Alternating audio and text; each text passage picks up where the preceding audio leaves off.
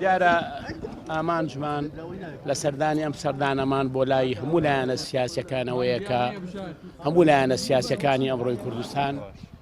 پێویستمان بە ڕێخستنەوەی ماڵی کووردە، پێویستمان بەوەیە کە هەمومان کە تەئکید دەواکەینەوە کە یەکڕیزی گەلەکەمان، یەکڕیزی حیزبە کوردستانەکان ئەرکێکی نیشتیمانی، ئەرکێکی نەتەوەی ئەم خۆناغەمانە بە تایبەتی هەم بۆ باڕ و زروفی عێراق و هەم ناوچەکە هەم هەرێمی کوردستانیش. لەبەرەوە ئێمە وەکو یەکێتی کە نەخشە ڕێگەی ئێمە لە ڕابردوومان و لە ئێستا و داهاتووشمان هەمان سیاست و هەمان بەرنامە ئەبێ بۆ خزمەتی کۆمەڵگەکەمان لەگەڵ بوونی هەموو بۆچوونێکی جا و دیدێکی جار لەسەر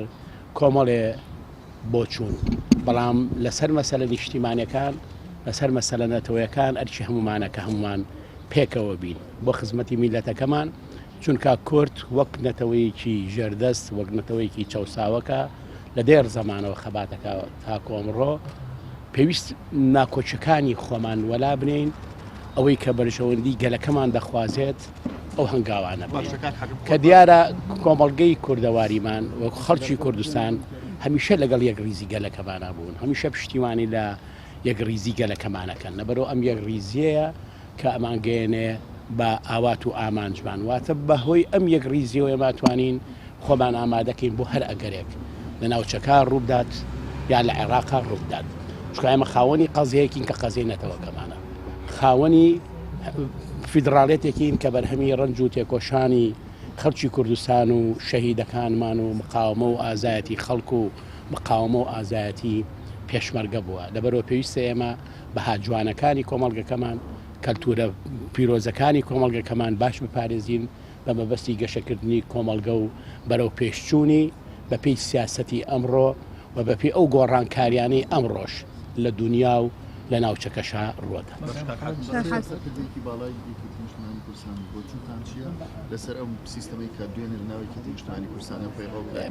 کارێکی تەبیعیەوە هەموو حیزبێک ئازادە سەربەستە لە سیستمی حکومڕانی خۆیان، لەبەرەوە ئێمەش بە پێم سەردەم و قۆناغانەیە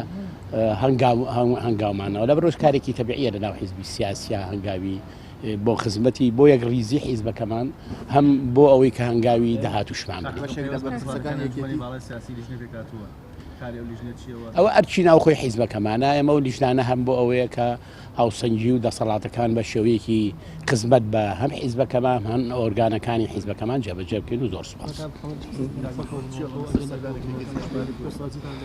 ئێمە دەستخۆشیەکەین کاک حاکم قادرم دەست پێشخەری کردووە و سەردانی لایەنە سیاسیەکانەکە و ئێمە لە کۆبنەوەیکی دۆستانەدا ئەندێ پرسی دێنخۆی هەرێمی کوردستان و پێکێنانی حکوومەتی عێراق و وەفدە کوردی کە لە بەغدایە تەورێکی باسکردن بوو. شتێکی نوێ من کە لەوێش دەستخۆشیم کرد کە حاکم باسی کرد و داوایشم لێ کرد کە بەپێی بە پرسیایەتی کە هەیەی ئەویش پرسی بڵاوبوونەوەی مادەی هۆشبەرە لە نێو گەنجانی ملەتەکەمان، بە حەقیقەتەمە شتێکی تازەیە و تازەیشە لە کۆبنەوەکان لە بەرپرسانی یەکێتی و پارتی کە دەسەڵاتداری کوردستانن و کوردستان ئەوان حکومڕانی دەکەن. ئەم پێم وایە خاڵێکی جوانە باسی کرد، داوام وایە کە حکوومەتی هەرێم و دەستگا بەرپرسەکان ڕەو ڕۆیشەوە ڕۆڵیان هەبێ کە دیارەوە خەتەرێکە بۆیە کاک حاکم باسی کردووە و هەستی پێ کردووە. ئەمن نەو هەستەی ئەنرخێنم، ومێدم وایە خۆیشی و حزبەکەیشی و بە برادرانی پارتی و حکوومەتەکەیشیان ڕۆڵیان لەوەدا بێ و ئێمەش وەکو لایەنێکی ئیسلامی لەو ڕۆوە زۆر پشتیوانە بین، چونکەوە خەتەرێکە ڕوو لە گەنجانمانەکە، ڕوو لە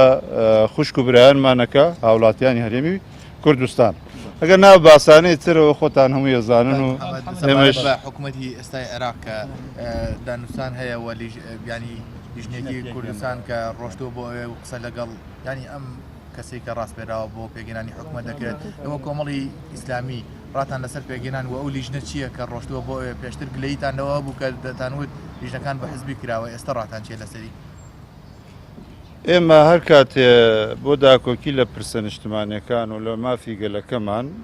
هەبووین و یەکەم جارژ نییە لە وەفدانە بەشدار بین، لە کابینەکانی پێشووی عێراقیشا بەشدار بووین و ئەوشمان زۆر نەبەستووە، قسەی خۆمانمان لە کۆبنەوە لەگەڵ سەرۆکی هەرێما کردووە وەشزانین برادرانی یەکێتی و پارتی لەوێ داکۆکی زیاتر لە مافەکانی خۆیانەکەن وەکو حزب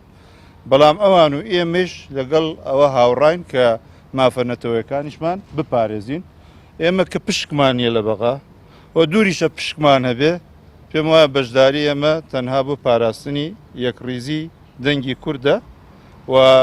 داکۆکیە لەوەی کەوە پێگەمان هەبێت چونکە ئەو وەزیرانەی کە هەن لەوێ بەڵێ یەکێتی و پارتین بەڵا ئەوانیش نەمێنن هەر کوردیتیانە بێ ئەوە دابڕانێکە لە حکوومەتی عێراق و دواتر بە زەرەر ئەشکێتەوە بەسەر مافەکانمانە بەسەر بودجەی هەرێمی کوردستان بەسەر مافی پێشمەرگەیە بۆیە ئێمە وەرەقەکان تێکەڵ ناکەین نەک بەڵێ گلەیمان هەیە گازندەمان هەیە لەو ڕۆوە کەم لایەنە سیاسێنە دایمە چین بەیەکەوە شەڕەکەین و توێژەکەین لەگەڵ شیعەکان لەگەڵ سونەکان بە دواتر پشکەکان عادلانە دابەش ناکرێت چکە پشکەر وەزیر نییە من کاڵم پشکمان نییە نیمانە لە مدیر عام لە بریکاری وەزیر کەمانە هەیەانە برادرانی یەکێتی و پارتی و هەندی حزبی تریش بە حقیقت لەو ڕۆ پشکی خۆیانیان کە وجودیانە بۆ لە بەغا دابیر کردووە بەڵام ئێمە یەک داوامان هەیە و نوێنەریشمان لەوێ کە تەواجودی هەیە دوێنێش کۆبنەوەیان کرۆ ئەمڕۆی کۆبنەوەی تر هەیە کەویش ئەوەیە ئێمە مافەنەتەوەیەکانمان وەکو کورد لەوێ پارێزراو بێ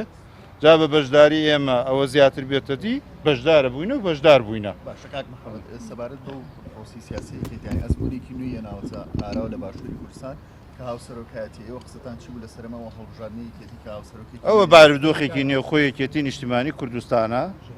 ئێمە هەم ئەنجومەنە باڵاکە خۆیان بڕیاریان داوە پیرۆزبایان لێ دەکەین و ئەم هاوسەرۆکەکەی دوێنێ کاک لاهور و کاک باڤێڵ ئێمە پیرۆزبایان لێ دەکەین شانێکی نێوخۆی وەکو چۆن ئێمە کۆنگرەمان لە پێشە بۆ خۆمان بڕیار بۆ خۆمانە دەین شێوازی تەشکیلاتی داهاتوومان چۆنە بێ کۆمەڵی گۆڕانکاریشمان بەدەستەوەیە ئێمە ئازادین و یەکێتیش ئازادە و حزبەکانی تر تەنها پیرۆزبایان لە سەرە و شانێکی نێوخۆی خۆیانە منێک داوایشمەیە ئێوەی ڕۆژناونووسانی نێرینە ئاگاتان لە خوشکانتان بێ پێم وایە بە زۆر فشارتان بۆیە نابوو فەقیرە جێگای بە زەحمەت بووە جا لەگەڵتانان جایمێ بەداگۆکی لە مافی ئافرەتەکەین ئاگاتان لە ڕەفیقەکانتان بێ باشە پرسیارم هەبوو بۆ کاک حاکم ئەگەر زیاتر ڕوونی بکەنەوە لە ئێستا شاندێکی باڵای کوردستان لە بەغا تا ئێستا چارەنووسی بۆ نمایندگانە سیاسیەکانیان هەرێمی کوردستان لە بەغدا دیاریکراوە لەم حکومەتە نوێ دیارە ئەوانەی کە چوون بۆ ئەوێ بۆ ئەمە بەسە چوون واتە هەموو لایەنە سیاسیەکان کە لەوێش لە نوێندەریانێ واتە بەرپرسی کوت لە نوێنەراتەکانی خوانگە کوت لە سیاسیەکان لە عێراقا لەوێ هەموو پێکەوە هەم نوێنەری کوت لە سیاسیەکان لەلایەک هەم نوێنەری حیزبە سیاسیەکانیش کە چوون بۆ یەک هەموو پێکەوە بتوانن دەستکەوتی باشتر واتە پاراستنی مافە دەستوریەکان بۆ خەڵکی کوردستان و مافە دەستوریەکان بۆ دیموکراسی و ئازادیش لە عێراقا لەبەرەوە هەنگاوەکان هەنگاوێکی باشە و ئێمە دەستخۆشی لە هەموو لایەنە سیاسیەکانەکەین کە نوێنەریان لەوێ ئێستا ئەنیشن بۆ کۆبوونەوەکان هەم سەرۆکی پەرلەمانی عێراق هەم سەرۆک کۆماری عێراقە دەور و کاریگەریانێ هەم لەم حکومەتە نوێ هەموو پێکەوە بتوانین ئێمە خزمەت بە پرۆسی ئازادی و دیموکراسی لە عێراقا بکەین و سووریش بین و داکۆکیش لە مافە دەستوریەکانی گەلەکەمان بکەین کەەوە مافێکی قانونی دەستوری شەرعی خۆمانە کە تەسیە و ماڵوێرانی زۆرمان بۆ داوا و خەڵکی عێراقیش بە دەنگدانی گشتی لەسەر مافە دەستوریەکان بڕیاری داوە ئێمە پابند دەبین بە پاراستنی دەستکەوتەکانمان لە ڕووی یاسایی و دەستوریە و زۆر سوپاس.